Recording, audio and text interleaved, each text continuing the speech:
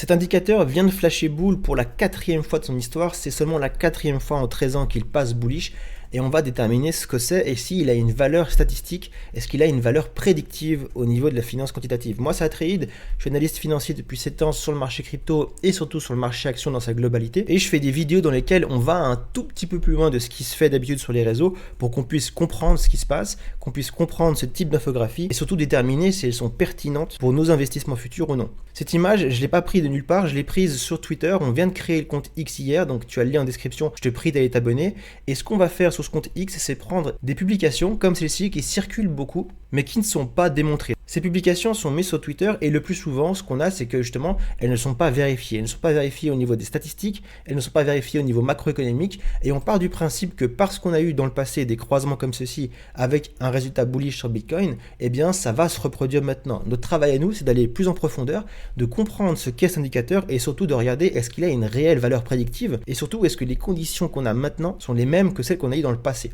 Au-delà de ça, dans mon travail d'analyse, parce que c'est ce que je fais tous les jours, il faut poser des statistiques. Est-ce que ça marche? Est-ce que ça marche non seulement sur Bitcoin, mais est-ce que ça marche aussi sur d'autres marchés qui ont un historique un peu plus ancien que Bitcoin? Parce qu'en analyse des statistiques, 3 occurrences dans le passé, ça ne suffit pas pour déterminer des probabilités. Donc je t'invite à liker le compte Twitter, parce que ce travail, on le fera semaine après semaine, et ça t'aidera vraiment à comprendre ce qui se passe dans les coulisses du marché crypto et de la macro en général. Donc pour commencer, cet indicateur, il prend 2 choses en considération. La première, ce sont les taux obligataires de l'économie américaine à 10 ans et les taux obligataires de l'économie chinoise à 10 ans. Ces taux-là, tu peux les retrouver sur TradingView. Il te suffit de mettre ces 2 tickers ici, US10Y et CN10Y, et ça va t'afficher le rendement des obligations à 10 ans de l'État américain et de l'État chinois. Donc le marché obligataire, comme tu le sais si tu regardes mes vidéos, c'est vraiment lui qui va donner le pouls pour l'économie globale.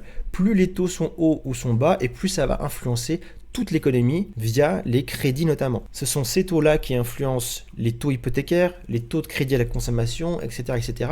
Et quand ils sont plus ou moins hauts, eh bien on va pouvoir discerner qu'il va y avoir de la création de liquidité dans le système et que justement on va rentrer en expansion économique. Pourquoi est-ce que c'est hyper important? Parce que justement les actifs qu'on regarde, notamment la crypto-monnaie, les actions technologiques, le Nasdaq et autres, ce sont des actifs de type cyclique. Comme ils sont de type cyclique, cela veut dire qu'ils sont fortement impactés par quelque chose qui est juste avant, et ce qui est juste avant, c'est quoi? C'est la liquidité. Plus il y en a, plus on rentre en expansion économique et plus il y a d'appétit au risque, d'appétit pour justement ces valeurs technologiques, ces produits qui sont aussi plus faiblement capitalisés, notamment la crypto-monnaie ou des actions de sociétés cotées qui sont moins capitalisées que Meta, Amazon, Nvidia notamment. C'est pour ça qu'on peut pricer que si on rentre dans un nouveau cycle de liquidité, eh bien il va y avoir une montée de ces actifs-là. Pourquoi est-ce qu'on prend les taux obligataires chinois et américains? Parce que ces deux économies à elles seules représentent 45% du PIB mondial, et donc si ces deux géants recommencent un espèce de cycle de liquidité, eh bien donc on peut pricer que sur toute l'économie et sur les actifs cycliques, eh bien cela va donner une nouvelle phase de hausse à venir. Par conséquent, la lecture de l'indicateur elle est extrêmement simple. Une fois qu'on a ce croisement bullish, c'est-à-dire que la ligne orange passe par-dessus la violette, eh bien la théorie veut qu'on re-rentre dans un nouveau cycle de création de liquidité qui va justement amener un momentum haussier. Ça c'est la base. Maintenant, on va rentrer dans quelque chose de plus compliqué et c'est l'analyse statistique. On va regarder justement les occurrences de cet indicateur, pas seulement sur Bitcoin parce que Bitcoin n'a pas une ancienneté assez grande. On le voit ici, on a eu que 1, 2, 3 fois où c'est arrivé sur un marché qui est très jeune. Et ça, au niveau des statistiques, ça pose un réel problème. On ne peut pas poser des stats sur quelque chose qui est arrivé seulement 3 fois.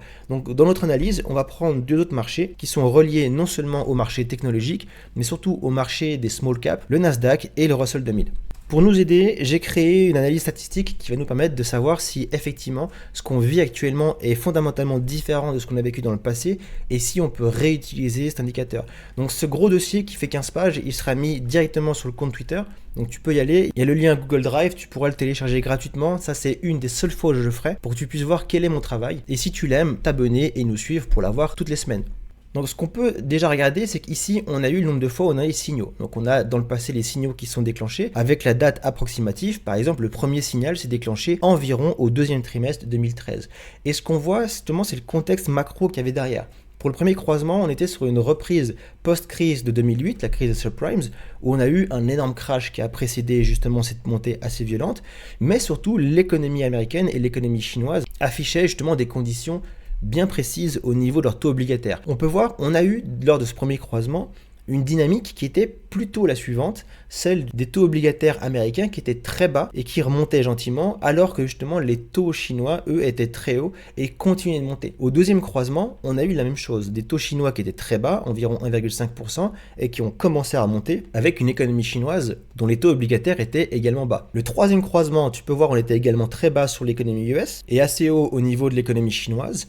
Quatrième croisement, c'est la même dynamique, et ce qu'on peut voir, c'est que déjà le croisement actuel, c'est l'inverse qui se passe. C'est un cas qui n'est jamais arrivé, on est dans une configuration qui est inverse. Nous avons l'économie chinoise qui a des taux obligataires qui sont extrêmement bas et qui commencent à remonter, et on a au niveau de l'économie américaine des taux qui sont très hauts et qui vont commencer à baisser normalement. Donc déjà, en termes macroéconomiques, on n'est pas dans la même situation que par le passé. On a un croisement qui est bullish parce qu'actuellement, il y a plus de création de liquidités de la part de la Chine que de la part des USA. Et ça vient déjà poser une différence qui est fondamentalement importante. Pourquoi ? Parce qu'il faut apprécier d'où est-ce que peut venir l'argent qui va être investi sur le marché de la crypto-monnaie. On le sait, les USA sont actuellement très favorables à la crypto-monnaie et on le sait également, les Chinois y sont très peu favorables. Donc on a actuellement un croisement qui est bullish parce qu'il y a plus de liquidités qui est créée au niveau de la Chine qu'au niveau des USA. Les USA ont fini leur période de QT. Ils sont en train également de baisser gentiment mais sûrement les taux. Et donc on a un croisement qui est bullish ici parce qu'au niveau de ces deux économies, on a une reprise de création de liquidités. Mais ce croisement bullish est plutôt initié par le fait que les taux obligataires chinois sont extrêmement bas et que cette création de liquidités vient beaucoup plus de la Chine, ou en tout cas dans le calcul de cet indicateur, la Chine est prépondérante dans la création de liquidités. Mais il ne faut pas oublier qu'actuellement, la Chine bannit totalement les crypto-monnaies. Elle bannit l'achat du Bitcoin, elle bannit l'achat des altcoins, et ça c'est un élément qu'il nous faut prendre en compte pour escompter que justement la création de liquidité qui vient avant tout de ce pays-là ne va pas être mise sur les crypto-monnaies. Elle pourra tout à fait arriver sur le Nasdaq parce qu'il n'y a pas d'embargo, si je puis dire, au niveau du Nasdaq, des indices américains ou des actions de sociétés américaines cotées en bourse. Par contre, il y a un embargo total au niveau de Bitcoin et au niveau des crypto-monnaies. Donc ça, c'est une différence au niveau statistique qu'il faut prendre en compte pour apprécier que ce croisement n'est pas forcément aussi bullish que celui qu'on a eu les dernières fois. Parce que les dernières fois, c'est l'exact opposé qui est arrivé. On avait une grosse création de liquidité de la part des USA qui, eux, ont plus ou moins été toujours favorables aux crypto-monnaies. En tout cas, ils n'ont jamais interdit leurs institutions financières d'acheter du Bitcoin, d'acheter des altcoins.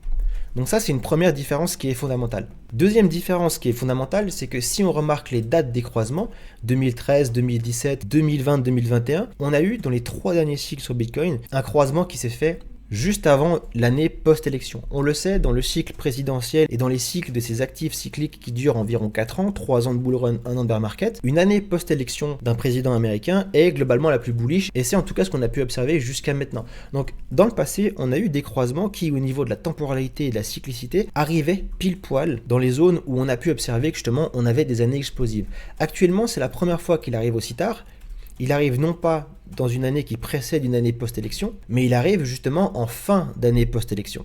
Et ça, c'est aussi une différence qui est notable dans des actifs qui sont cycliques et dans un Bitcoin qui, pour l'instant, nous démontre qu'il respecte sa cyclicité, 3 ans de bull market, 1 an de bear market, à la lettre. Et donc ça, c'est une deuxième différence notable qu'il faut noter pour apprécier que ce croisement arrive peut-être un tout petit peu tard ou alors trop en avance. Vous allez comprendre pourquoi je dis ça. Si on regarde maintenant les performances de Bitcoin post-croisement dans le dernier, eh bien on peut voir que ce croisement a toujours l'idée à des validations extrêmement fortes de l'indicateur.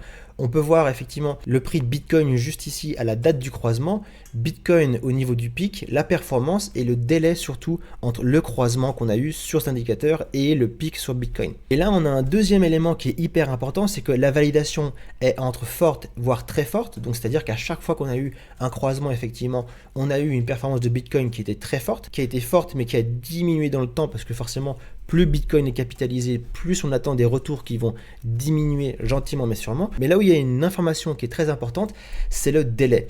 On a certes un croisement qui est bullish, mais on a un délai qui varie extrêmement fortement dans le temps entre le croisement et le pic de Bitcoin, et que tu peux voir que cette fourchette se situe entre 6 mois et 24 mois. Statistiquement parlant, tous les croisements ont été bullish et ont donné un prix du Bitcoin qui montait dans les 6 à 24 mois qui arrivent. Donc dans les 6 mois, ça donnerait un Bitcoin qui atteint un nouveau sommet environ cet été 2026. Et si on est dans le cas de 2016-2017, eh bien il y a eu un pic seulement 24 mois après, dans 2 ans. Et ça, c'est une information cruciale parce que certes, le croisement est bullish, mais on peut avoir un délai maximal de 2 ans avant d'atteindre un nouveau pic. Et donc on aurait toute la latitude nécessaire pour continuer à se casser la figure sur Bitcoin avant d'avoir une nouvelle reprise haussière, un nouveau pic effectué d'ici 2 ans et une validation justement de cet indicateur-là.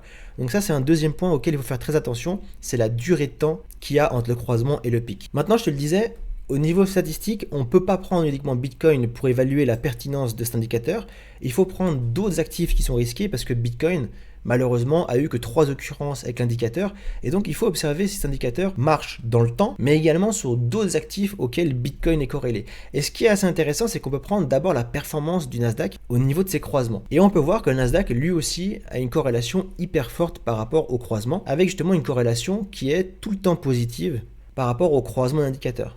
On a des pics qui varient dans le temps en termes de pourcentage, qui varient également en termes de délai. On retrouve les mêmes délais que pour Bitcoin juste ici. Mais globalement, à chaque fois que l'indicateur a croisé, eh bien, dans les 6 mois à 2 ans qui suivaient, eh bien, on a eu un Nasdaq également qui a super bien performé pour atteindre justement des rendements qui étaient assez importants. On peut le voir 12 mois après, entre 23%, 16%, 21%, 22%, et 24 mois après, là on a eu des résultats encore plus grands, 39%, 41%, 21%, 34%. Donc il se passe quelque chose en tout cas dans les 12 mois et surtout dans les 24 mois après qui permet d'apprécier que sur ces actifs très risqués, eh bien on a justement des plus hauts qui se font. Le dernier marché sur lequel il va être super intéressant de voir cet indicateur, c'est sur le Russell 2000. Le Russell 2000, pour ceux qui ne connaissent pas, c'est un indice boursier américain commercial qui regroupe justement des entreprises 2000 qui sont capitalisées moyennement, voire faiblement, généralement entre 300 millions de dollars et 2 milliards de market cap. Et là où l'analyse statistique va nous donner justement quelque chose d'assez important, c'est justement la corrélation entre le Russell 2000 et cet indicateur. Donc si on réaffiche le post avec le PDF, on a justement ces croisements qui sont arrivés. Au niveau du Russell 2000, tu peux voir, on n'a pas à chaque fois une corrélation qui a été vraiment à 100%. On a eu surtout 2 fois où on a eu une sous-performance, puis un rattrapage immense qui s'est fait justement dans les 12 mois à 24 mois. Tu peux le voir ici au niveau du deuxième croisement et du troisième, on a sous-performé, puis on a rattrapé notre retard. Qu'est-ce que ça veut dire? Ça veut dire qu'on a d'abord eu un croisement, comme on a actuellement, avec des actifs très risqués, très volatiles et surtout faiblement capitalisés, qui ont d'abord sous-performé, qui ont continué leur dynamique baissière malgré un croisement et qui ensuite justement ont posé un bottom et sont repartis tout de moon, ont fait des performances qui étaient vraiment excellentes mais seulement à un horizon de 12 à 24 mois. Et ça nous permet de tirer déjà une conclusion qui est intermédiaire, c'est que non, cet indicateur-là ne peut pas être pris à l'aveugle pour discerner que si croisement il y a, eh bien ça veut dire que Bitcoin va partir tout de moon tout de suite. Non, on constate qu'effectivement dans le temps, c'est positif sur Bitcoin, mais il y a des conditions et des délais applicables justement pour pouvoir pricer qu'on va avoir une montée de Bitcoin dans les X mois à venir. Maintenant, les stats, elles ne disent pas que ça. Les stats, elles disent également comment est-ce qu'on peut prendre cet indicateur, le coder et surtout changer une ou deux variables pour pouvoir apprécier un petit peu mieux ce qui va se passer et dans quel délai ça va se passer. Si tu veux avoir ces informations, c'est pas compliqué, tu viens sur notre compte Twitter. Je vais faire un nouveau post avec le lien Google Drive dans lequel tu pourras télécharger gratuitement ce PDF. Tu auras toutes les informations dedans, tout ce que je viens de te dire, également comment le coder sur TradingView et surtout les conclusions de comment utiliser cet indicateur et les limites applicables pour ne pas faire d'erreur dans tes investissements à toi. Voilà, moi je m'arrête là pour aujourd'hui. J'espère que la vidéo t'aura plu. Si c'est le cas, tu laisses un petit like. C'est le moyen le plus simple et surtout gratuit pour pouvoir booster la chaîne parce que ce type d'analyse, on va les faire constamment, semaine après semaine, pour gagner en compétences et en connaissances sur ce marché très difficile qu'est la crypto-monnaie. C'était Atreides, très bon week-end à toi. Ciao ciao.